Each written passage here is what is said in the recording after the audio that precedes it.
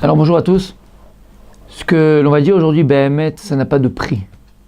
Et surtout, vous les hommes, écoutez bien, et vous les femmes, encouragez vos maris. Écoutez bien ce qu'on va dire, c'est extraordinaire. Vous savez, on cherche beaucoup la parnassa, les enfants, la bonne santé. Écoutez bien. C'est un trésor que nous dévoile le Harizal. Il nous dit le Harizal, lorsque Dieu va créer le monde, vous savez qu'Akadosh Baruch Hu va créer le monde à partir de son nom. Ça veut dire quoi? Le nom de Dieu, c'est Yud Ke Vav Ke. Dieu a plusieurs noms, mais le nom, le Shem Hameforash, qu'on appelle le nom entier de Dieu, complet de Dieu, c'est Yud Ke Vav Ke. Yud Ke Vav Ke. C'est le Shem Hameforash. Maintenant, ce Shem, ce nom Yud Ke Vav Ke, c'est le nom infini de Dieu. Dans le sens où il est impossible à l'homme d'appréhender, de comprendre ou de supporter Yud Ke Vav Ke. Impossible. Pourquoi? Parce que Yud Ke Vav Ke, si on l'imageait, dit les Chachamim, c'est comme une lumière infinie. Lorsqu'on parle de Dieu, d'ailleurs, dans les Sfarim, Akdoshim, dans les livres saints, on parle de Or En Sof Baruch Hu, lumière infinie et éternelle de Dieu. Alors cette lumière infinie et éternelle de Dieu, en vérité, correspond à quoi? De manière beaucoup plus concrète, c'est la volonté de Dieu. Cette volonté d'Hachem qui est infinie, en vérité, c'est sa lumière. Maintenant, Akadosh Baruch Hu Aya Ove Veye, comme on vient de le mentionner, Yud Ke Vav Ke, c'est infini. Donc Dieu, il est infini. Il était, il est, il sera. Maintenant, c'est impossible à un être fini d'appréhender l'infini. Et puisque Dieu a créé un être fini qui est l'homme, puisque l'homme il a un corps, le corps c'est le temps il a une fin, donc il est fini et défini. Il est impossible à l'infini, au fini et au défini, d'apprendre l'infini. Donc qu'est-ce que Dieu va faire? Kaviachol, il va habiller son nom. Kaviachol, Dieu il va s'habiller. Il va habiller sa lumière pour qu'on puisse avoir une appréciation de lui, pour avoir une compréhension de lui, un savoir de lui. Il va habiller sa lumière. Maintenant, il faut comprendre, lorsque Dieu va habiller sa lumière, il va habiller sa lumière par la nature, ce qu'on dit Bereshit bara Elokim. Elokim, le nom Elokim, valeur numérique de Hateva, la nature. Donc Hachem, en vérité, Yud Ke Vav Ke, il s'est caché partout. Il s'est caché dans la table, il s'est caché dans le livre, il s'est caché dans les plantes, il s'est caché dans l'eau, et il s'est caché dans l'homme. Puisque tout ce que Dieu va créer, il va le créer à partir de Yud Ke Vav Ke. Donc, toute matière contient Yud Ke Vav Ke. C'est ce que dit la physique quantique, vous savez. Elle dit la physique quantique que dans toute matière, en fait, il y a de la lumière. C'est la révolution de la physique quantique. Mais en vérité, c'est ce que dit la Torah depuis la nuit des temps, depuis la création du monde. Dans chaque matière, il y a Yud Ke Vav Ke. Dans chaque matière, il y a cette lumière divine qui fait que cette chose existe. Si on a compris ce principe, les amis, écoutez bien. C'est-à-dire que tout contient en lui Yud Ke Vav Ke. Simplement, ce que tu vois à l'extérieur, c'est l'habit de Yud Ke Vav Ke. Donc c'est l'habit de Dieu.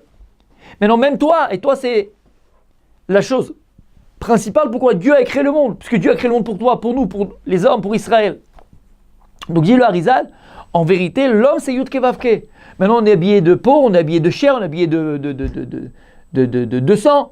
Mais en vérité, se cache en ton sein Yud Ke Vav Ke. Et vous le comprenez tout seul, c'est la Neshama Teora, c'est l'âme divine qui est en moi. L'âme divine qui est en moi, c'est Yud Ke Vav Ke. Mais cette âme divine, en vérité, se reconnaît aussi dans mon corps, puisque le corps, en vérité, c'est l'image de Yud Ke Vav Ke. Et dit le Harizal, et dans les Sédorim dignes de son nom, c'est mentionné, il y a écrit préparation du corps avant la prière. Et là-bas, il y a un schéma où on voit des noms d'Hachem Yud Ke Vav Ke avec des ponctuations différentes. Et en vérité, ça formait la tête, ça formait le bras droit, le bras gauche, le pied droit, le pied gauche, le tronc, la Brit Mila Akdosha. Yud Ke Vav Ke. Les yeux, le nez, tout est Yud Ke Vav Ke qui va s'habiller par les yeux physiques. Les oreilles, c'est Yud Ke Vav Ke, mais qui s'habille par les oreilles physiques. Écoutez bien, si vous avez compris ce principe-là, dit le Harizal. Lorsque maintenant un homme, il regarde, dit la Gemara, Rav, c'était un grand rabbin de la Gemara. Rav ne regardait pas plus que Arba Amot Shelo. Il ne regardait pas plus que 2 mètres pour ne pas se prendre les poteaux. Ça veut dire quoi? C'est-à-dire qu'il faisait attention à ce qu'il regardait. Shmirat ha'enaim. Il faisait attention de ne pas regarder des choses interdites. Vadaï de ne pas regarder les femmes dénudées, vadaï de ne pas regarder des femmes mal habillées, vadaï de ne pas regarder des choses impures. Il faisait attention à ses yeux, il protégeait ses yeux.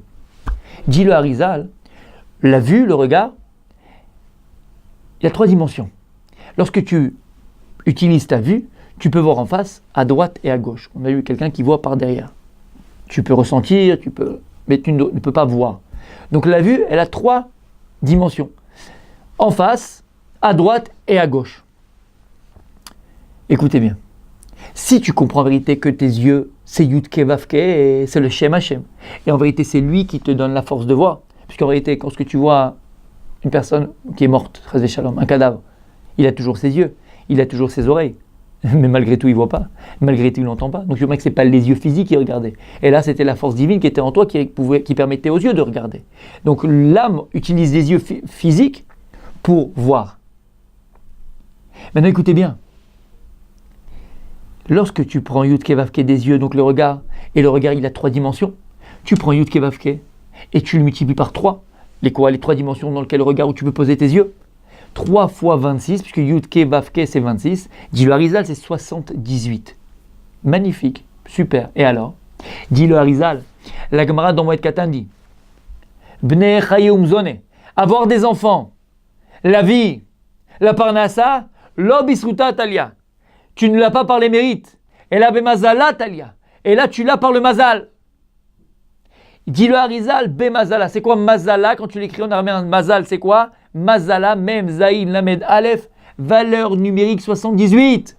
Dit le Harizal, à partir du moment, écoute bien, Habibi, à partir du moment où tu gardes tes yeux, Shmirat Hainaim, tu ne regardes pas des choses interdites, tu ne regardes pas des femmes dénudées, tu ne regardes pas des femmes habillées, tu ne vois pas des choses impures, à partir du moment où tu gardes tes yeux, alors bemazala, talia mazala 78, tu gardes ces 3 dimensions où tu peux placer ton regard, 3 fois Yud Kevavke, mazala, alors tes oreilles, alors tu as à ce moment-là, Bnei Chayum Zone, ta Bezrat Hashem les enfants, ta Bezrat Hashem la vie, ta Bezrat Hashem la Parnassa Tova.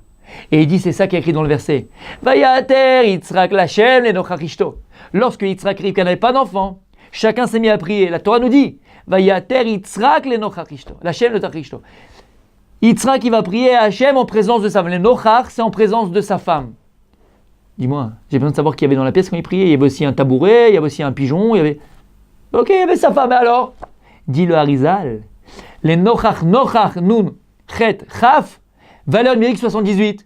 Pour t'apprendre une chose, Yitzhak Avinu, il a été shomer et ta'enaim. Yitzhak Avinu, il a gardé ses yeux, 78, il a gardé ses yeux, b'mazala talia. 3 fois Yud Kevavke, il a gardé ses yeux. Qu'est-ce qu'il a été, eu le mérite? Vayater Hashem lo. Hashem, il a écouté sa prière, il va lui donner un enfant. Parce que celui qui garde ses yeux, dit le Harizal, Shmirat Hainaim, de ne pas voir des choses interdites, alors Be'ezrat Hashem, Bnei Chayum Zone, il aura les enfants, il aura la santé, Be'ezrat Hashem, et il aura la Parnassa Tova. Alors, messieurs, on cherche comment, pourquoi? Il faut travailler à garder ses yeux. Et vous, mesdames, sachez une chose, on n'a que vous. Alors faites-vous belle pour vos maris, qu'on ait envie de vous regarder, qu'on ait un plaisir à vous regarder, vous, nos femmes. Chaque femme doit être belle pour son mari, doit être encore plus belle pour son mari. Oui, parce que comme ça vous nous protégez, vous protégez nos yeux et vous nous aidez à ne pas regarder ailleurs. Alors bien sûr que c'est pas de votre faute si on regarde ailleurs, on n'est pas en train de dire ça du tout, à nous de surmonter notre tête serrara, mais au contraire, aidez-nous, soyez belles pour nous, on n'a que vous. Soyez belles pour vos maris, Bezrat Hashem. Alors à ce moment-là, le couple entier sera zoché. Comme j'ai dit des enfants, comme il dit le Harizal, donc des enfants, de la bonne santé et de la parnassa. À très bientôt les amis. Bezrat Hashem.